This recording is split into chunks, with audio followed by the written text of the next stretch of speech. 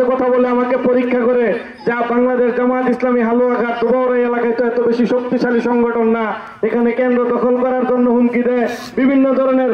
আমি পরিষ্কার ভাষায় তাদেরকে বলি যে এই বাংলাদেশে এমন কোন মায়ের ছেলে জন্ম হয় নাই যে হালুয়াঘাট এবং দুবাউড়া একটি কেন্দ্র দখল করবে। ভোট দেওয়ার দায়িত্ব আপনাদের, এই ভোট রক্ষা করার দায়িত্ব আমাদের। কারণ আমাদের জন্ম এইখানেই। আমরা ঢাকা শহর থেকে বড় হই নাই, ঢাকা শহর থেকে নমিনেশন নিয়ে হালুয়াঘাট দুবাউড়ায় আসি নাই। এখানে আমার জন্ম, এখানে আমি বড় হয়েছি, আমার 14 গোষ্ঠী এখানে। সুতরাং আমার চাইতে বেশি শক্তি এখানে দেখানোর মতো কোনো লোক আমি দেখি না।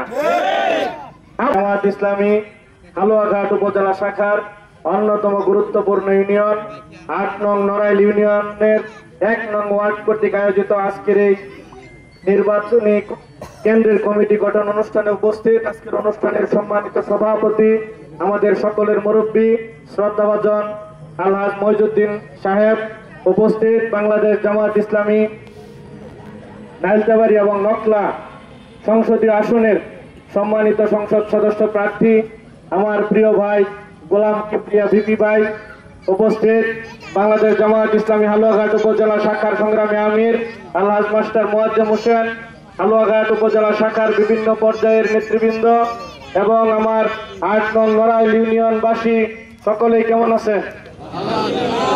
আলহামদুলিল্লাহ।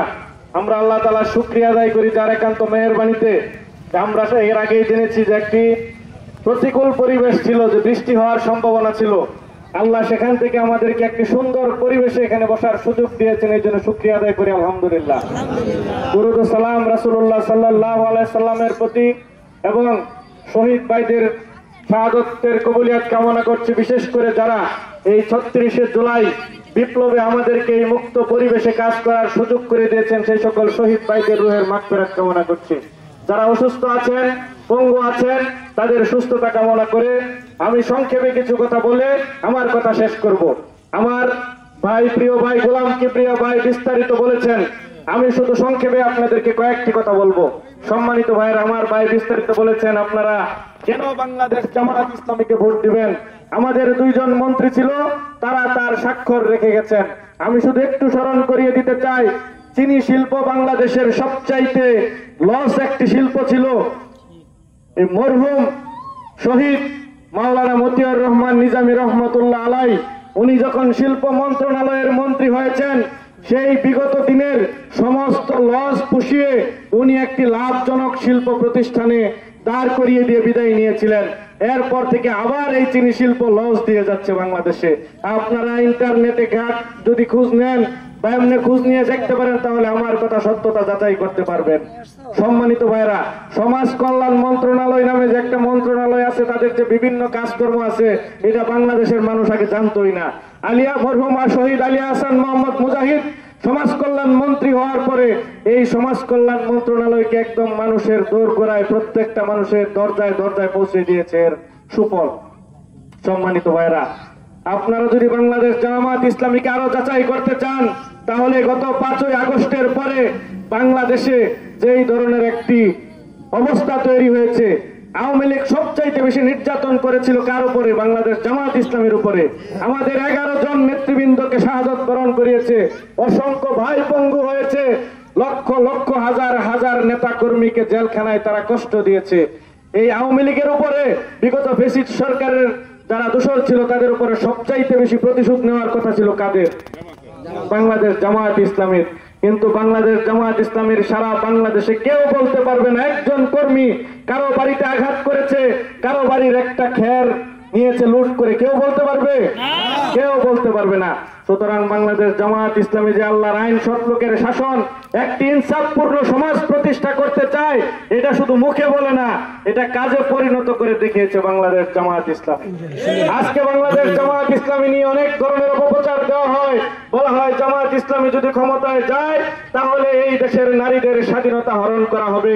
ভিন্ন ধর্মাবলম্বী যারা আছে, তাদেরকে ভয় দেখানো হয়, তাদের অধিকার ক্ষুণ্ণ করা হবে। তারা তাদের পূজা অর্চনা সহ অন্যান্য ধর্মীয় তাদের যে এই প্রার্থনাগুলো আছে তারা করতে পারবে না। আজকে বাংলাদেশ জামায়াত ইসলামী সেটাও প্রমাণ করেছে।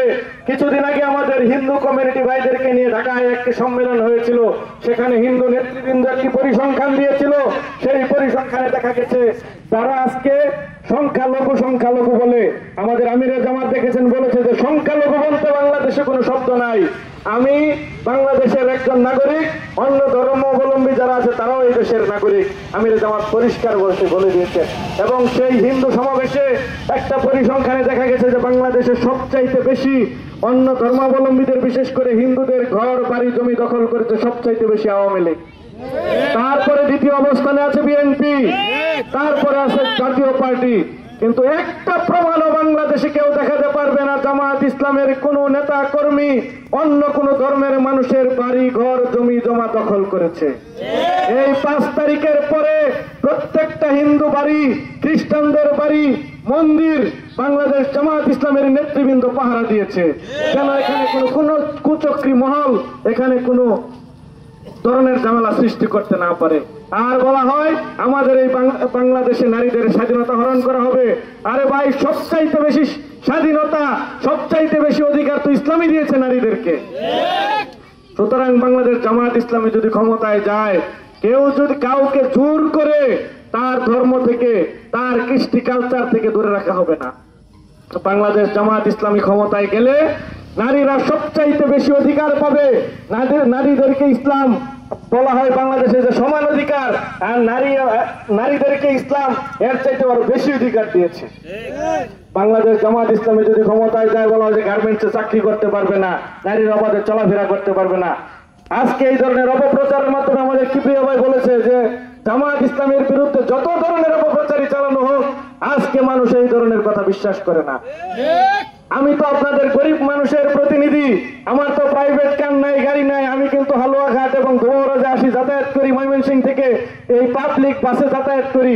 অনেক মানুষ আছে যাদের সাথে আমার পরিচয় নাই, বাসে উঠলেই সালাম দেয় মানুষ, বলে আপনি মুক্তা ভাই না, দাঁড়িপাল্লা মার্কার আপনি প্রার্থী না? আমি কই জি, আমি দাঁড়িপাল্লা মার্কার প্রার্থী। যে ভাই, আমরা আপনার সাথে পরিচয় নাই, কিন্তু আমরা আপনার জন্য কাজ করতেছি, আমরা আপনাকে ভোট দিব, আমরা আপনাকে কোনোদিন দেখিও নাই, আমরা শুধু ফেসবুকে দেখছি, কিন্তু আমরা আপনার জন্য কাজ করে যাচ্ছি। আজকেও হালুয়াঘাট বাজারে বেশ কিছু মানুষজনের সাথে কথা বললাম, ওই যে কিপ্রিয়া ভাই যে বললো আমরা দাঁড়িপাল্লা বুঝি না, অন্য কিছু বুঝি না, এবার জামায়াত ইসলামের ভোট দিলাম। আজকে মানুষের মাঝে এই ধরনের একটি উচ্ছ্বাস উদ্দীপনা আমরা দেখতে পাচ্ছি। যেদিকেই যাই মানুষের কথা একটাই, যে আমরা এবার জামায়াত ইসলামীকে ভোট দিব, দাঁড়িপাল্লায় ভোট দিব। যে সকল দল দেখা শেষ, আগামী দিনে দাঁড়িপাল্লার বাংলাদেশ। তাহলে আজকে এখান থেকে যে কেন্দ্র কমিটি গঠন হবে, এই কেন্দ্র কমিটির মাধ্যমে এই 1 নম্বর ওয়ার্ডের প্রত্যেকটা মানুষের কাছে, প্রত্যেকটা মা বোনের কাছে, এক একজন মাহফুজুর রহমান মুক্তা হিসাবে আপনারা সবার কাছে দাঁড়িপাল্লার দাওয়াত পৌঁছে দিতে পারবেন না ইনশাআল্লাহ? ইনশাআল্লাহ। আর আপনাদেরকে শেষ আরেকটা কথা বলে যায়, আমাদের বিরুদ্ধে বিভিন্ন ধরনের, অনেকেই আমরা জানি বিভিন্ন হুমকি ধমকি দেওয়া হয় যে দাঁড়িপাল্লায় ভোট দিলে তারা কেউ সুস্থভাবে বাড়িতে ফিরে আসতে পারবে না। গতকালকে একজন নেতা বলেছে, সোশ্যাল মিডিয়াতে আপনারা দেখেছেন, যে আমরা প্রয়োজনে অন্য নতুন ব্যালট পেপার ছাপাবো যেখানে শুধুমাত্র একটি দলের মার্কা থাকবে। আমি তাদেরকে বলতে চাই, এই বাংলাদেশ, এই 5 তারিখের আগের বাংলাদেশ আর 5 তারিখের পরের বাংলাদেশ এক না। অনেকেই মাঝে মাঝে আমার সাথে অন্য দলের লোকজন মাঝে মাঝে কথা বলে আমাকে পরীক্ষা করে, যা বাংলাদেশ জামায়াত ইসলামী হালুয়াঘাট দুবাউড়া এলাকায় তো এত বেশি শক্তিশালী সংগঠন না, এখানে কেন্দ্র দখল করার জন্য হুমকি দেয় বিভিন্ন ধরনের। আমি পরিষ্কার ভাষায় তাদেরকে বলি যে এই বাংলাদেশে এমন কোন মায়ের ছেলে জন্ম হয় নাই যে হালুয়াঘাট এবং দুবাউড়া একটি কেন্দ্র দখল করবে। ভোট দেওয়ার দায়িত্ব আপনাদের, এই ভোট রক্ষা করার দায়িত্ব আমাদের। কারণ আমাদের জন্ম এইখানেই, আমরা ঢাকা শহর থেকে বড় হই নাই, ঢাকা শহর থেকে নমিনেশন নিয়ে হালুয়াঘাট দুবাউড়ায় আসি নাই। এখানে আমার জন্ম, এখানে আমি বড় হয়েছি, আমার 14 গোষ্ঠী এখানে। সুতরাং আমার চাইতে বেশি শক্তি এখানে দেখানোর মতো কোনো লোক আমি দেখি না। আপনারা হিম্মত হারাবেন না, বুকে সাহস রাখবেন। আগামী দিনে যে সংসদ নির্বাচন আসছে, এই সংসদ নির্বাচনেও আমরা ইনশাআল্লাহ আগামী দিনে ক্ষমতায় যাব এবং সরকার গঠন করব ইনশাআল্লাহ। আমরা গত শুক্রবার এবং শনিবার ঢাকায় একটি ট্রেনিং প্রোগ্রামে ছিলাম, লিডারশিপ ট্রেনিং প্রোগ্রাম। আমার ভাই গোলাম কিবরিয়া সহ আমরা ছিলাম ময়মনসিংহ শহরের। আমি এখানে প্রত্যেকবার বারে বারে বলেছি, ময়মনসিংহে যদি একটি আসনে বাংলাদেশ জামায়াত ইসলামী যদি নির্বাচিত হয়, সেটা হচ্ছে ময়মনসিংহ 1, হালুয়াঘাট এবং ধোবাউড়া। ঠিক। আপনারা কি আমার সাথে একমত আছেন? ঠিক। ইনশাআল্লাহ আগামী দিনে শুধু হালুয়াঘাট ধোবাউড়া নয়, এই যে আমার ভাই গোলাম কিবরিয়া আমাদের পার্শ্ববর্তী এলাকা নাইলতাবাড়ি এবং নকলা, সেখানেও একটি গণজোয়ার তৈরি হয়েছে। সারা বাংলাদেশে আমরা এই ধরনের গণজোয়ার দেখছি। আমার জন্য আপনারা সবাই যেমন কাজ করবেন, আমার ভাই গোলাম কিবরিয়ার জন্য সবাই দোয়া করবেন। আমাদের যাদের আত্মীয় স্বজন আছে তাদের সবাইকে বলবেন আগামী দিনে নাইলতাবাড়ি, নকলা, হালুয়াঘাট, ধোবাউড়া এখানে যেন দাঁড়িপাল্লা মার্কায় ভোট দিয়ে নির্বাচিত করে আগামী দিনে শোষিত বঞ্চিত এই জনপদকে আমরা যেন একটি উন্নত জনপদে পরিণত করতে পারি। হালুয়াঘাটের সবচাইতে বেশি ধান উৎপাদন হয় কোন এলাকায়? হালুয়াঘাটের কোন ইউনিয়নে সবচাইতে বেশি ধান উৎপাদন হয়? 8 নম্বর নড়াইল ইউনিয়নে। 8 নম্বর হালুয়াঘাটে যে কয়টা ইউনিয়ন আছে সবচাইতে খারাপ রাস্তা কোন ইউনিয়নে? হ্যাঁ, এই নড়াইল ইউনিয়নের রাস্তাঘাট সবচাইতে খারাপ, বিশেষ করে ওই অঞ্চলের রাস্তাঘাট সবচাইতে খারাপ। ও আজান হইতেছে, তাহলে আজানের পরে একটু কথা বলবো।